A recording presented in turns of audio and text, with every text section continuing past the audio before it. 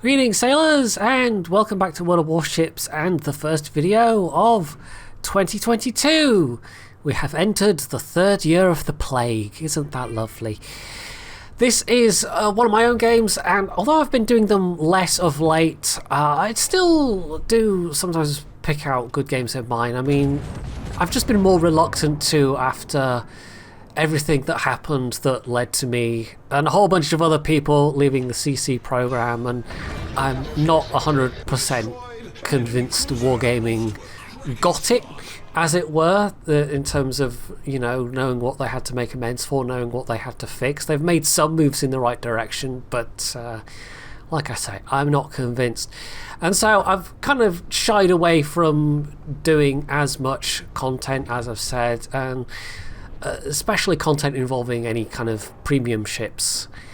Although I do have one Yoshinobi replay from around the Black Friday sale that, well, you know, we're safely past that point, so I can feel like I'm not shilling in any way for Wargaming.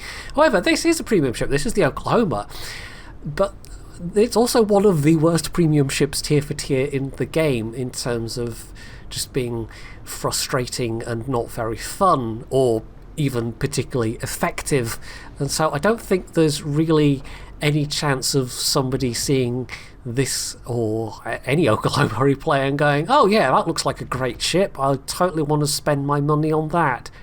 The one good thing about the Oklahoma is the secondaries, but these days you can actually get the same max range of secondaries with the Agincourt, and the only thing that is objectively better on this than the Agincourt is that this has some AA as opposed to the Agincourt having no AA. But overall, the Agincourt is definitely the more interesting and more fun ship to play. This, on the other hand, it is slow as balls, and if that wasn't bad enough for being one of the slowest standards in the game, it also has some of the worst battleship guns tier for tier in the game. This thing has tier 3, in fact, sort of sub-levels of tier 3 pen. I think there are actually tier 3 battleships that have better AP penetration than this ship.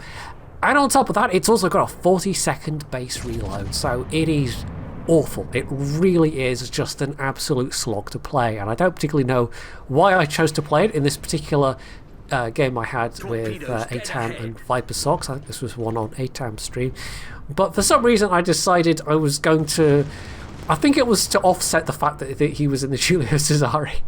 I was like, okay, he's a really good tier 5 premium, and I will take a really awful tier 5 premium, and therefore by the law of averages it will kind of balance out, right?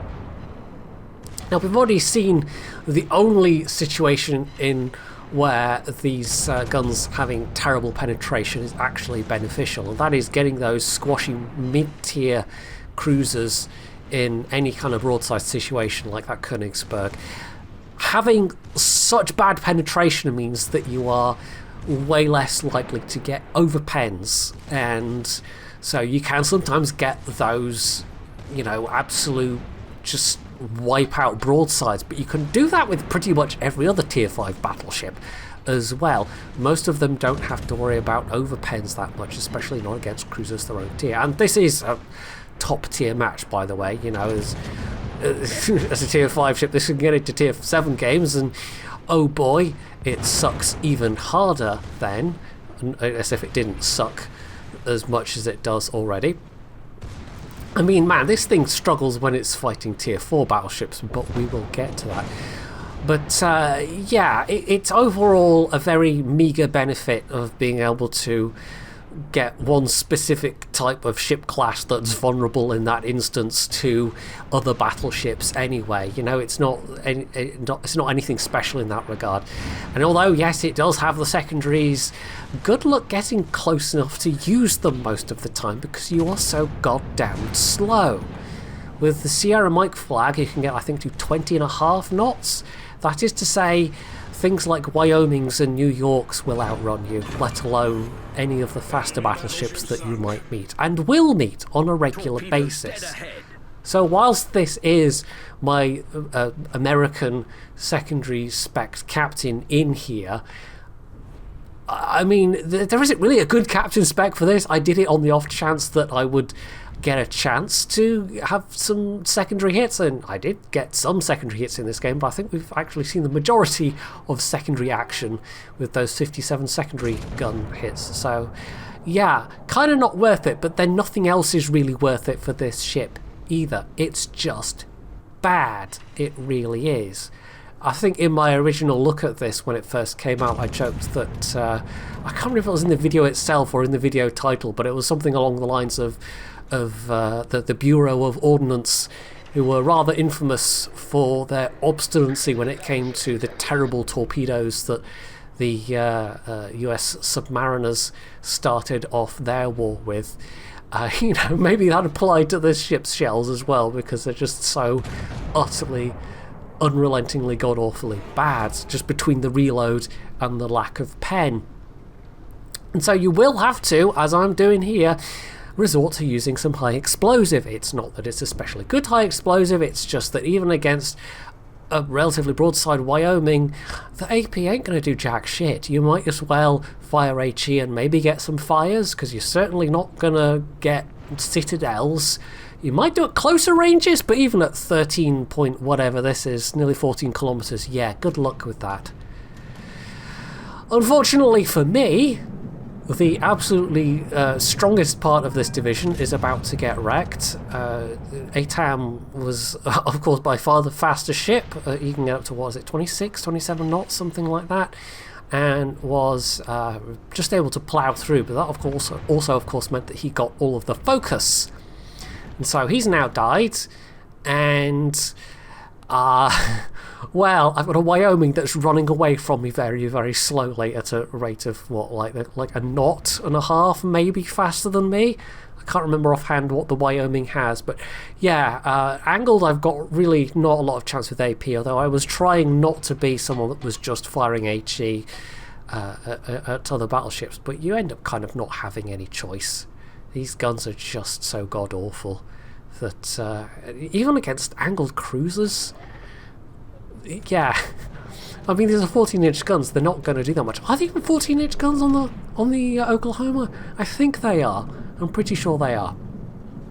But yeah, it's come down to a big chunk of this fight is now going to be me trying to chase this Wyoming, and maybe I should have gone towards the middle at this stage, and kind of ignored what was going on with the Wyoming. But once you get into that middle area, you kind of end up like without any control around that middle area. You're just putting yourself in a killing zone, and with the Wyoming to the north and enemy ships to the west, yeah, it wouldn't have really been a good place to be, and in a very slow ship where I then necessarily couldn't fight my way out of it, because most of my eyes are dead at this point. And I've now got the carrier focusing me, and here's where the Agincourt would have had it worse, because I wouldn't have been able to shoot down any planes at all, but only marginally worse because, well, it also would have been a good couple of knots faster, has more guns, and I think also been stealthier. I mean, really, it's the extra, what is it you can get up to, like 23, 24 knots with Agincourt. It's no speed demon itself, but yeah, I mean, there are also smaller caliber guns, but it's a faster reload. And in this kind of scenario, you might actually still want to use the AP with the Wyoming at that angle, but you can also use the AP more often against things other than just flat broadside targets, because it's so bad. I don't know why they made the Oklahoma just so utterly, unremittingly terrible. The one good gimmick it has in the secondaries is borderline unusable anyway because it's so slow. So yeah, I don't know. I really don't know what they were thinking with this shit, but I have no doubt there's just zero danger of anyone looking at this and going, I really need to buy an Oklahoma. It is absolutely the definition of a port queen. We do have the middle now, but unfortunately we've also got an enemy battleship going for the sea cap. I can't really do much about that. Now I'm at a kind of position where I'm trying to kill the Wyoming, but the Hermes is now in sight as well, and if I could kill that Hermes, that might give our team an advantage. Unfortunately, our Langley is sort of in a similar position in that they've not really started moving until, I think, just now. They've actually now got a Nicholas probably coming towards them. We can see they've just been spotted. And unfortunately, Viper Sox himself has just been spotted in his Podvoisky. I don't think he has a lot of health left at this stage. And the only other ship left is the Hill. But we have managed to save the Sea Cap. That battleship got taken out, which was quite nice. If I could just get a little bit closer, maybe my secondaries could help me out here, but the Wyoming is faster than the Oklahoma and arguably has better guns than the Oklahoma, so yeah, I'm kind of stuck in this rather hopeless, horrible situation, but to be fair, I was stuck in the hopeless, horrible situation from the moment I clicked the battle button. One of the reasons why I decided to use this replay, by the way, was mostly because of the plethora of awards that we end up getting. I've got the Dev Strike and the First Blood right at the start, and then we've already gotten 3 team awards as well, because that's been a relatively recent addition to the game overall. And it's been a nice one, don't get me wrong, but of course it comes after the point where those mean anything other than a little thing popping up on your account profile saying how many awards you've gotten, because, you know, they don't give flags or anything anymore because, you know, we were all too busy farming detonation flags or some such nonsense. And I think it's going to be a long time before people let Wargaming forget that particular idiotic comment. Anyhow, the Wyoming is hiding. I have done some more damage myself, but I'm also losing speed in trying to maneuver a bit here, so I'm not losing too much damage, too much health rather, to the Hermes. I'm not so worried about taking dive bomber damage, but the torpedo bombers, even though it's tier 4 torpedo bombers, you know, they do heavy damage. Those are hit points that I pretty much can't get back, and so I'm in a bit of a sucky position because our carrier's about to die. As you can see, the Langley, it's a very slow ship. They absolutely were not paying attention to how things were going on that side of the map, and now they're being hunted down by the enemy destroyers to the south, that destroyer division. So it's not like I'm going to have someone that can spot for me if the Langley gets unspotted. I've got no one that can spot for me to tell me what the Wyoming is doing. And oh yeah, that was a little weird replay thing there. I can't remember what I hit something on the keyboard or something. I can't remember. And then I couldn't be bothered re-recording the whole thing because I'd accidentally hit the escape button. Anyway. So yeah, I'm a bit out of luck because although this thing does have spotter planes, it does actually have an okay range for tier 5, which you can also say about the New York. Without anyone to spot for me, and everyone, you know, either able to outrun me or able to use cover, I'm kind of a bit stuck here. And this is actually in a really tight position as well. There's just me and the Hill surviving. This enemy Wyoming and the Hermes, and I know where they are on this side, and then to the south there's the 2 destroyers. And the 2 destroyers are actually my biggest problem in a way, because the Wyoming is at least slow, but the 2 destroyers can just run from me, and there's nothing I can do about it. So if it comes down to them just needing to run away in order to remain on top in terms of victory points, then I am absolutely, utterly out of luck. And to be fair, that would be true in any of the slow battleships at this tier. That's not a thing that's unique to the Oklahoma.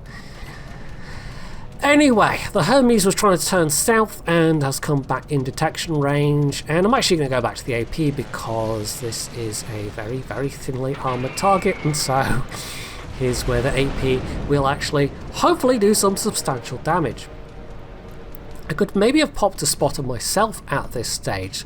If the Wyoming is still near the island, it would immediately tell me if they are there or not, or even trying to use the anti-sub planes and see if it pops up any AA fire. But as it turns out, it's actually the Hill that spots them.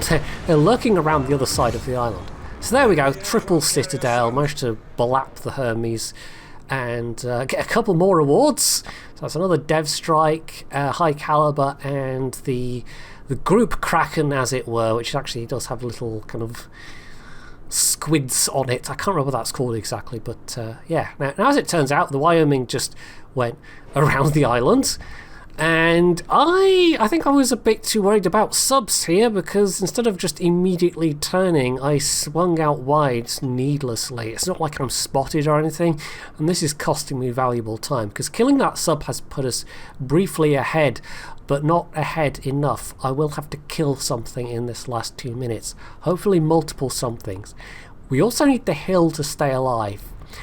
Unfortunately for me, although the hill is spotting, I don't know if it's just an experience or what, but they decide to open fire. They close the distance. They're making, I mean, I'm guessing they don't have any smoke left, but this was absolutely the wrong move. They should have basically just spotted for me and let me come round and try and take out the Wyoming at least, but as it is, yeah, having lost the hill, that has for sure made this a loss in this last minute. I don't know if we definitely would have won if the hill had been left alive, given that there was still a minute left to run from this point, or well, less than a minute at that stage. But we were very briefly ahead with me killing that Wyoming, and because they had the caps, because the hill managed to get themselves sunk unnecessarily, that ended up being a definite defeat. It might still have been a defeat though. I haven't run the numbers to see if we still would have lost that one, but yeah, 140k and all of the awards, and it was no less a frustrating game in the Oklahoma for that, just because the Oklahoma is such a frustrating bad ship to play. It's the kind of thing where you would show someone the score screen and they go, oh, that's really impressive, that must have been a decent ship. But no, not really. I got kind of lucky with some of the circumstances there, and the rest of it was just a really long, grueling slog through the many painful aspects of this ship. Which, you know, long, grueling slogs through painful aspects of things is probably an apt way to describe 2020 and 2021 overall. So anyway, hopefully you have enjoyed this video, and if you have, you can do all the usual things down underneath it, and of course, as always, stay tuned for more.